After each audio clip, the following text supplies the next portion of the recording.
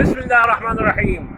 يوميات الأستاذ رجب تحييكم من أمام مقبرة طه حسين، ذلك الرجل الذي ولد سنة 1883 وتوفى سنة 1973، وكان له الكثير من المؤلفات مثل دعاء الكروان، على هامش السيرة، حديث الأربعاء، وكتاب الأيام الذي حكى فيه سيرته.